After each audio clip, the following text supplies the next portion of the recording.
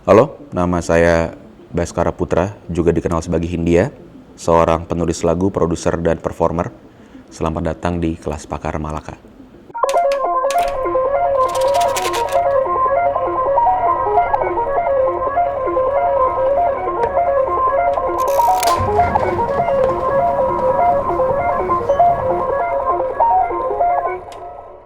Kalau buat gue pribadi, untuk menulis sebuah lagu, satu hal pertama yang dibutuhkan adalah lo harus tahu lo ngomong apa, yaitu no-brainer lah ya, itu logika dasar. Cuman setelah itu di tahap keduanya menurut gue yang paling penting. Di saat lo udah tahu lo mau ngomongin apa, misalnya lo mau ngomongin paling dasar lah, cinta-cintaan gitu ya, yang tiap minggu kita lihat ratusan rilisan cinta-cintaan tiap minggu di Indonesia. Misalnya lo mau menciptakan lagu yang sedih dan mau cerita bahwa lo putus gitu. Tahap keduanya yang lebih penting. Putusnya kenapa? Karena apa?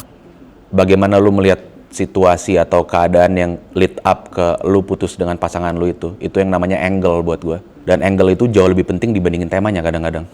Karena walaupun gue tidak suka melihat kesenian sebagai kompetisi ya, cuman dalam konteks pasar gitu mungkin, dengan banyak lagu yang rilis tiap minggu, bayangin ada berapa banyak lagu tiap minggu yang ngomongin pacarnya nyebelin terus putus. Bayangin ada berapa orang atau berapa musisi yang cerita, gue sedih, gue kesel sama orang tua gue nggak suka tinggal di Jakarta. Ya lu kenapa nggak suka tinggal di Jakarta gitu? Lu harus punya sebuah angle yang cuman punya lu doang.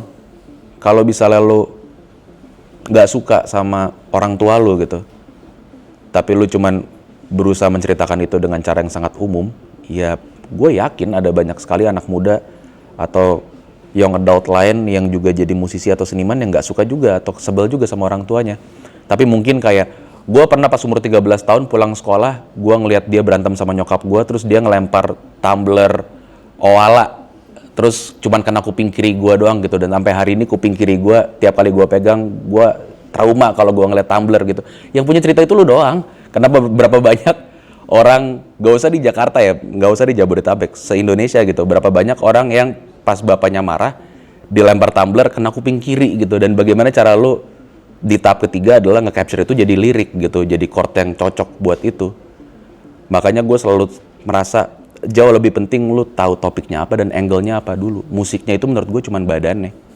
Dan mungkin itu juga alasan gue lebih suka menciptakan musik itu belang-belang dalam satu rilisan. Kadang nggak semua musik itu bisa disampaikan melalui pop mungkin. Kadang harus rock, kadang harus elektronik. Dan kadang ada beberapa badan sebuah lagu dalam bentuk komposisinya yang bisa menjadi belokan gitu buat topiknya. Mungkin lu baca liriknya lu bayangin ini ballad gitu, cuman ternyata pas dikasih beat elektronik, oh orang nangis kok tapi di klub gitu. Cuman yang paling penting adalah angle-nya dulu apa. Tanpa gue meninggikan diri gue sendiri ya, gue merasa dari semua rilisan mingguan yang gue denger tiap minggu, 70-75% itu gagal dalam menemukan angle-nya. Karena gue udah pernah denger cerita ini for the rest of berapa tahun ke belakang hidup gue gitu. Ini bukan hal baru lagi, ini cuman cerita lu sedih karena lu sendiri dan udah bertahun-tahun gak pacaran dengan chord yang lain aja dan dengan instrumen yang lain aja. Tapi what's new in it gitu, nggak ada pada akhirnya.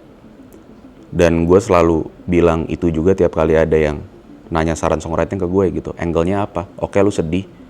Oke, lu punya teenage angst di situ, lu punya kemarahan, lu punya kesedihan karena lu tidak dilihat gitu, komunitas lu tidak dilihat. Lu punya kemarahan mungkin dengan pejabat publik, dengan pelayan publik, dengan pemerintahan. Tapi kenapa gitu? Maksudnya apa kebijakan negara yang bikin hidup lu susah? Lu bisa ceritakan itu dalam 4 bar nggak? Kalau nggak bisa ya balik lagi dulu ke notebooknya, kayak dirapihin angle-nya. Gue merasa gue menemukan pola pikir mencari angle ini di saat mengerjakan album pertama Hindia, berjudul Menari Dengan Bayangan, itu rilis tahun 2019. Ada banyak hal yang terjadi di hidup gue menuju tahun tersebut, dan gue berusaha mencari tanda kutip ketenangan atau penghiburan lah melalui karya musik gitu, melalui lagu.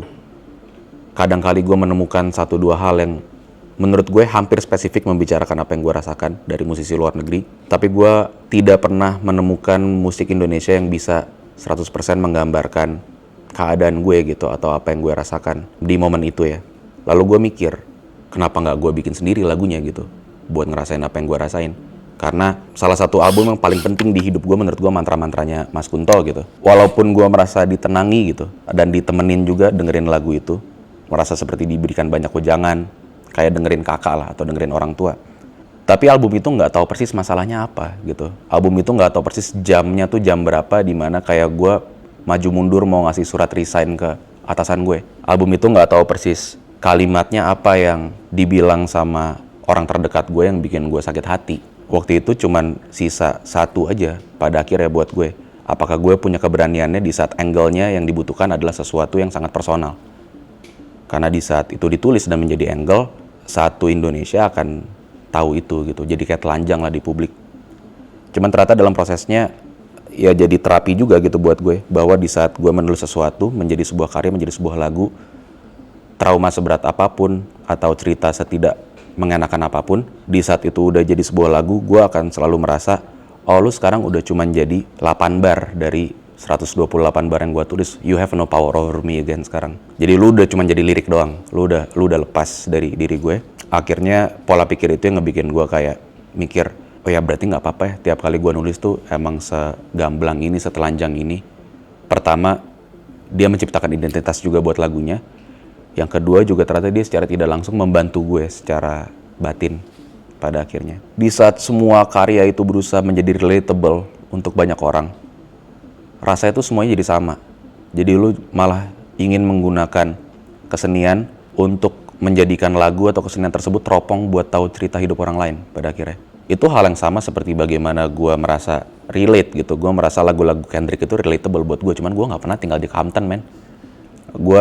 Kulit gue coklat gitu. Gue bukan black person, gue bukan African American. Gue nggak pernah ada di kultur gang war seperti dia. Tapi ada banyak sekali pengalaman hidup dan pembelajaran hidup yang gue dapatkan di saat kayak dia menceritakan bagaimana dia tumbuh besar dalam kultur tersebut, bagaimana dia memecah trauma yang dijadikan siklus oleh orang tuanya dan orang tua di atas orang tuanya lagi, bagaimana dia berusaha lepas dari kultur maskulinitas yang rapuh gitu atau toksik karena hidup di lingkungan itu bertahun-tahun. Dan mungkin itu hal yang sama yang terjadi juga dengan berbagai pendengar Hindia gitu sampai hari ini. Karena dibandingkan mungkin dengan banyak karya lain, sepertinya seakan-akan karya ini tuh berusaha banget kayak gue tahu lu loh, lu gini kan, lu ngerasain ini kan segala macem gitu. Sedangkan yang lu perlu tuh cuma temen kadang-kadang. Jadi gue selalu merasa mungkin salah satu faktor kenapa pendengarnya banyak dan luas, dan mereka bilang gitu, oh ya karena gue disembuhkan sama lagu Hindia.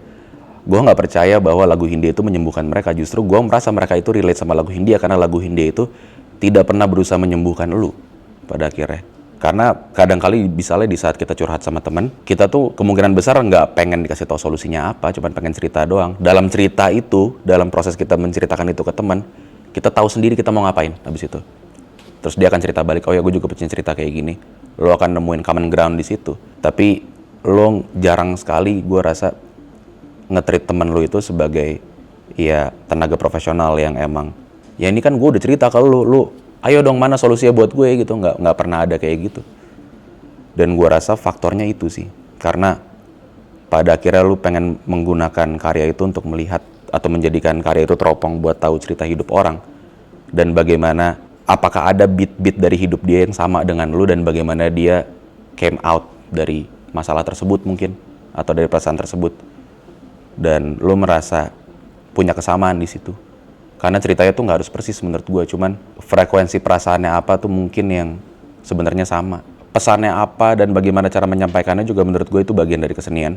Seperti sama kalau di ilmu komunikasi dibilang tidak adanya komunikasi itu juga bagian dari komunikasi sebenarnya. Pasti ada sesuatu di balik itu. Jadi gue rasa itu dua hal yang tidak akan bisa dipisahkan. Karena kesenian yang pesannya itu gitu-gitu aja, dia akan mungkin menjadi estetika aja pada akhirnya, kayak oh iya nyanyinya bagus, atau chordnya gue suka, atau ya kayak ini warnanya bagus kalau ini lukisan, sinematografinya bagus kalau sebuah film. Tapi kalau cerita atau pesan dalamnya nggak ada juga ya kayak dia nggak bakal nempel di kepala lu gitu. Pada akhirnya dia cuma jadi dekorasi waktu atau dekorasi ruangan. Sedangkan yang mungkin diperlukan untuk bisa punya longevity di kepala orang adalah sesuatu yang dia take out dari situ gitu, dalam bentuk pesan-pesannya apa, dia ngomong apa, lagu ini ngomong apa, film ini ngomong apa, buku ini ngomong apa. Gua rasa dua-duanya tuh harus imbang. Kayak lu mengkritik sesuatu melalui lagu, tapi kalau bisa lu tidak bisa mengemas kritikan tersebut menjadi sesuatu yang menarik, nggak ada bedanya dengan nge-tweet, man. Menurut gua kayak, gua nggak bilang kayak bersuara dalam bentuk apapun itu tidak penting ya, bukan. Tapi kalau lu sudah memutuskan untuk menggunakan pesan tersebut, misalnya yang bentuknya kritik, menjadi sebuah bentuk kesenian, lu juga harus memikirkan bagaimana itu dikemas dengan baik. Karena pada akhirnya kritik itu sesuatu yang berat, ibaratnya kayak pil pahit lah. Lu juga harus mikirin gimana caranya biar bisa didengar sama banyak orang. Dibalut pakai apa? Mungkin pakai pisang, mungkin pakai es krim, segala macem. Jadi ya orang ngelihatnya kayak, oh ya nggak apa-apa ada pesan ini, karena gue suka dengan bagaimana ini dibalut, gue suka dengan bagaimana ini disampaikan ke gue. Dan kadang-kadang ada ketimpangan-ketimpangan itu yang kayak, oh ini estetikanya bagus banget, tapi oh ya udah aja gitu. This sounds cool pada akhirnya, tapi I didn't get anything out of it. Atau sebaliknya yang kayak, oh gue setuju banget sama apa yang lo omongin, tapi ya gue bisa setuju dan bisa dengerin lo karena gue take time untuk duduk sama lo gitu. Cuman kalau lo mau menyampaikan ini ke banyak orang dalam bentuk lagu 3 menit, 5 menit, lo cuman punya 3 menit men buat mengkritik kebijakan yang lo gak suka gitu misalnya, atau mengkritik keadaan yang lo gak suka. Gimana caranya gitu, itu sesuatu yang punya tantangan tersendiri lagi. Jadi lo bener-bener gak bisa mikirin kayak pesannya ini aja. Kalau misalnya ada sebuah lagu yang dibilang kayak, ini mah kulit dasarnya doang yang dikritik segala macam, ya good. Maksudnya kalau pada akhirnya yang denger banyak, mungkin dari 10.000, 100.000 yang denger itu, ada 100 orang yang abis itu masuk Google nyari tahu apa yang diomongin. Pada akhirnya dia cuma jadi gateway aja buat sebuah informasi yang lebih besar, lebih komprehensif, lebih detail. Jadi gua rasa keduanya tuh harus selalu imbang pada akhirnya, terutama kalau konteksnya itu lu pengen karya lu didengar atau dilihat sama sebanyak mungkin orang ya, itu harus selalu imbang.